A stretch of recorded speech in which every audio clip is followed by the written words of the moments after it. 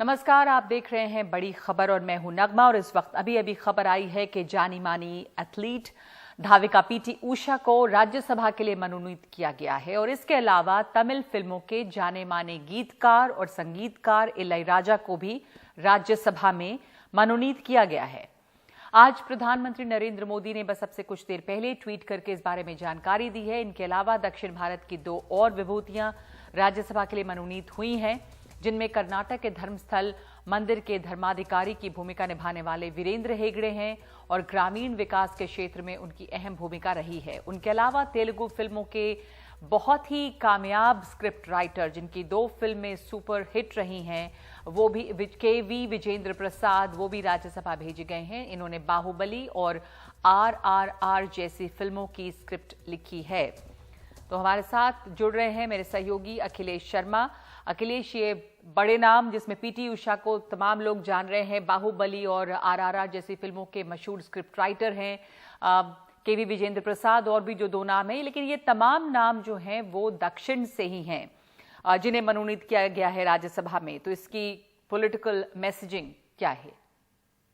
बिल्कुल यही मैसेज है दक्षिण भारतीय राज्यों को कि किस तरह से वहाँ की जो प्रतिभाएं हैं, ऐसे लोग जिन्होंने अपने योगदान से, सार्वजनिक जीवन में अपने योगदान से नई ऊंचाइयों को छुआ है, समाज के लिए प्रेरणा बने हैं, उन्हें जो है राष्ट्रपति सम्मान दे रहे हैं मनोनीत करके।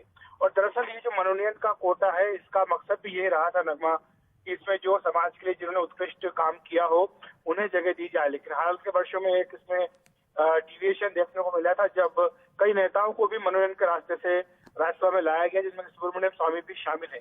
लेकिन बहरहाल फिलहाल इस बार जो है इस तरह की गलती नहीं की गई है और अब जो है जो ऐसे विशिष्ट लोग हैं जिन्होंने समाज में अपना योगदान दिया है, उन्हें जगह दी गई है।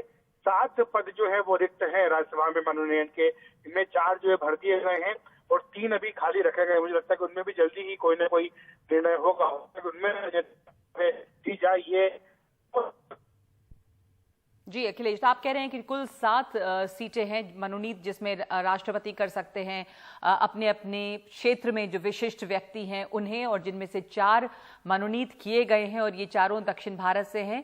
तो अभी 3 सीटें यानी 3 जगह खाली है जहां पे और दूसरे लोग मनोनीत हो सकते हैं। कुल 7 सीटों की जानकारी है या जगह है और 3 जो है वो अभी बाकी है। धन्यवाद आपका अखिलेश इस जानकारी के लिए। ये चारों लोग जो मनोनीत हुए हैं वो दक्षिण भारत से हैं, जिसमें पीटी उषा शामिल हैं और बाहुबली और RRR फिल्म के स्क्रिप्ट राइटर शामिल हैं, जिन्हें मनोनीत किया गया है राज्यसभा में। और 3 जगह अभी और खाली है। अब दूसरी खबर की तरफ बढ़ते हैं। वो खबर जो सबके जहन पे पूरे दिन छाई रही और टेलीविजन स्क्रीन पे रही, वो है महुआ मोइत्रा की बात और उनकी देवी काली के ऊपर दिया गया बयान, जो उनके लिए अब एक मुसीबत बन गया है। टीएमसी ने क्योंकि खुद को इस बयान से अलग कर लिया है, कई जगहों पर महुआ मोइत्रा के खिलाफ FIR दर्ज की गई है। बीजेपी ने इसके साथ साथ उनकी गिरफ्तारी की मांग की है। महुआ मोइत्रा ने ट्वीट पर लगातार उन तमाम आलोचनाओं का जवाब दिया है जो उनकी आलोचना हो रही है, और ये भी कहा है कि वो बीजेपी के गुंडों से डरने वाली नहीं है।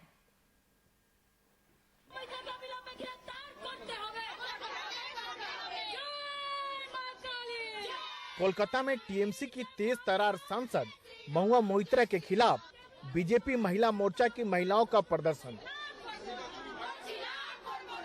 बीजेपी ने कोलकाता के बहु बाजार थाने में शिकायत भी दर्ज कराई। उनकी मांग है कि महुआ मोइत्रा को गिरफ्तार किया जाए। आरोप है कि महुआ मोइत्रा ने मंगलवार को एक निजी चैनल के कार्यक्रम में देवी काली को लेकर विवादास्पद बयान दिया है।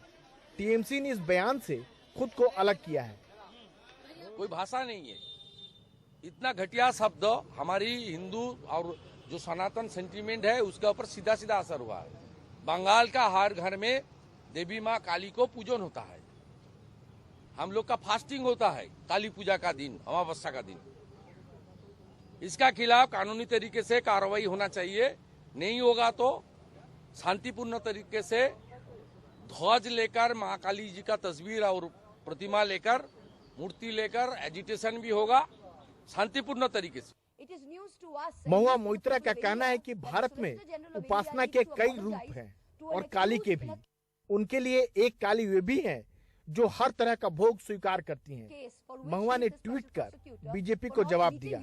उन्होंने लिखा, सामने आओ बीजेपी, मैं काली की भक्त हूँ, किसी से नहीं डरती, न तुम्हारे अज्ञान से, न तुम्हारे गुंडों से, न तुम्हारी पुलिस से और आपके ट्रोल से तो कतई नहीं। सत्य को समर्थन की जरूरत नहीं पड़ती। महुआ के समर्थन में कांग्रेस नेता शशि थरूर ने भी ट्वीट किया, मैं बदनीयत गढ़े हुए विवाद से अनजान नहीं हूँ, लेकिन महुआ पर हो रहे हमलों से हैरान हूँ। महुआ मोइत्रा ने वही कहा जो हर हिंदू जानता है कि हमारे देश में पूजा के तरीके बहुत अलग अलग हैं। देवी को कोई क्या चढ़ाता है, इससे देवी से ज्यादा भक्त के बारे में पता चलता है। अपने बयानों से हमेशा चर्चा में बने रहने वाली महुआ के लिए विवाद कोई नई बात नहीं है।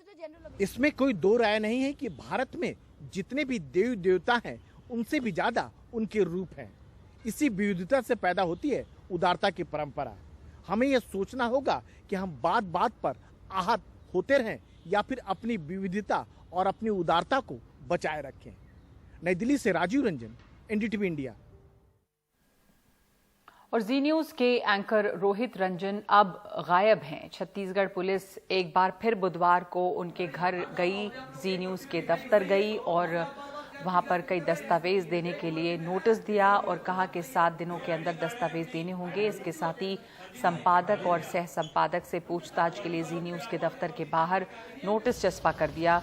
इसके बाद छत्तीसगढ़ पुलिस नोएडा के सेक्टर 20 थाने आई और बताया कि वो जी न्यूज के दफ्तर नोटिस देने जा रहे हैं, लेकिन न तो उनके पत्र को रिसीव किया गया और न ही नोएडा पुलिस उनके साथ गई। रोहित रंजन को मंगलवार को आनन फानन केस दर्ज कर गिरफ्तार करके जमानत दे दी गई थी।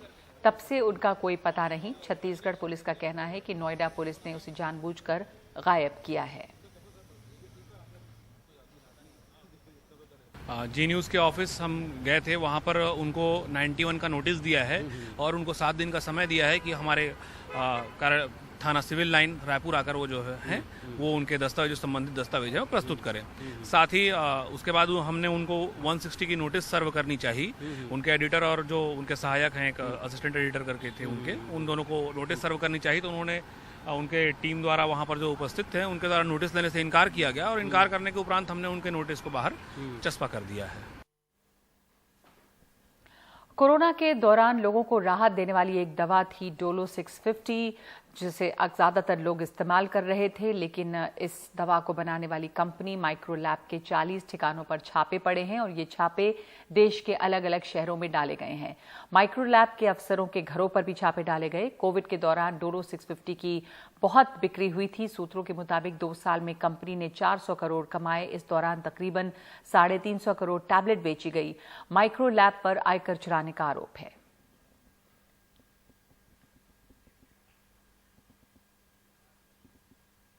और बुधवार को तेल कंपनियों ने दिल्ली में घरेलू एलपीजी सिलेंडर की कीमत एक बार फिर से 50 रुपए बढ़ा दी है।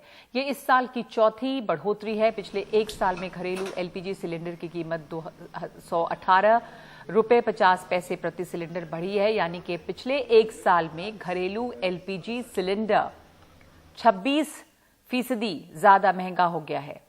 हालांकि तेल कंपनियों ने बुधवार को 19 किलो वाले कमर्शियल एलपीजी सिलेंडर की कीमत में इस महीने में दूसरी बार कटौती का ऐलान किया। पिछले 6 दिनों में कमर्शियल एलपीजी सिलेंडर 206 रुपए 50 पैसे प्रति सिलेंडर सस्ती हुई है।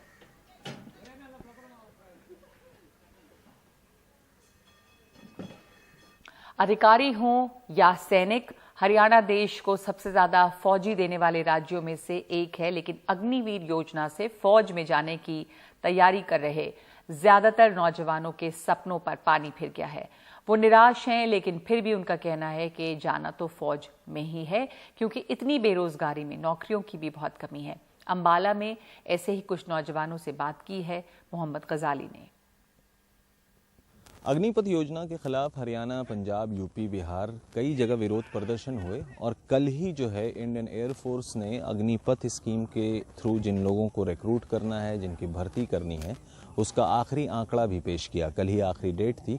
अभी भारतीय सेना और नेवल फोर्सेस की जो रिक्रूटमेंट होनी है उसकी डेट अभी ओपन है, अभी आने वाली है। इंडियन आर्मी की रिक्रूटमेंट अग्निपथ स्कीम के थ्रू होनी बाकी है।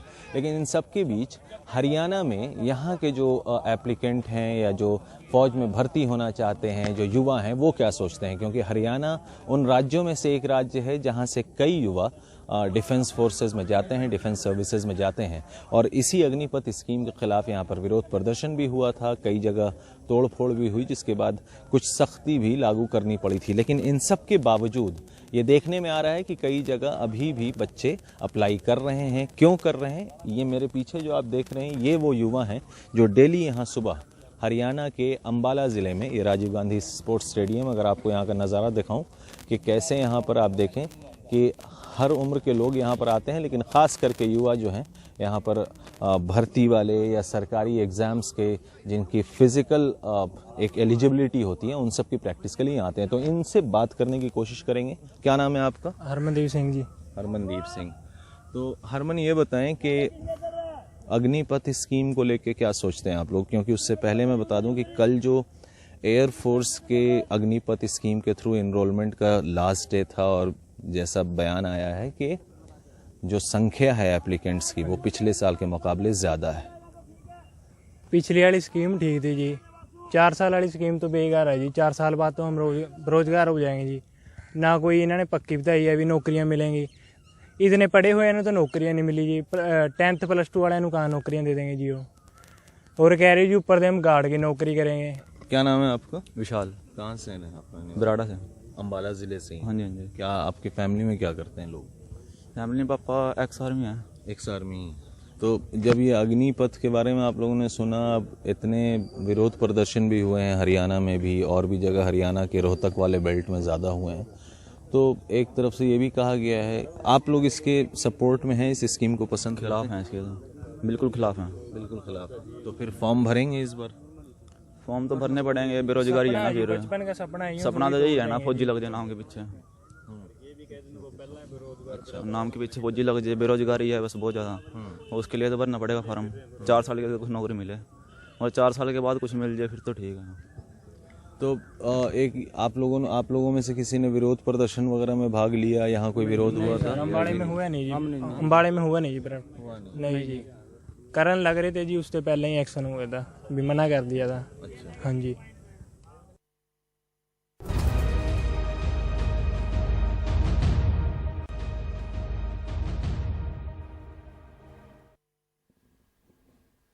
अमरावती हत्याकांड के सिलसिले में एनआईए ने छापे मारे हैं। एनआईए ने अमरावती में 13 जगह तलाशी ली है। तलाशी आरोपियों, संदिग्धों के ठिकानों की ली गई है।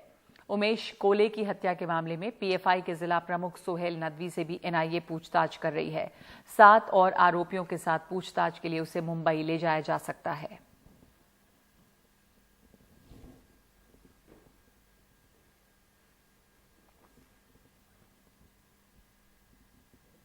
उदयपुर में पिछले दिनों जिन कन्हैयालाल की निर्मम हत्या की गई थी, उनके दोनों बेटों को सरकारी नौकरी मिलेगी। राजस्थान राज्य मंत्रिमंडल की बैठक में यह फैसला लिया गया है, जिसमें तय किया गया कि नौकरी देने के लिए सरकारी नियमों में कुछ ढिलाई दी जाएगी। इस बीच जानकारी मिल रही है कि कन्हैयालाल की हत्या के बाद जब हत्यारे उसकी दुकान से निकलकर भागे तो 2 ग्रामीणों ने आरोपियों का पीछा किया था। प्रहलाद सिंह और शक्ति सिंह ने दोनों का 30 किलोमीटर तक पीछा किया। मोहम्मद और रियाज का पीछा करने के दौरान दोनों आरोपियों ने इन्हें हथियार दिखाकर डराया, धमकाया और वो अपनी गाड़ी से भागे। दोनों आरोपियों को पुलिस ने बाद में पकड़ा और आतंकी लिंक के आधार पर अब इस केस की जांच एनआईए कर रही है।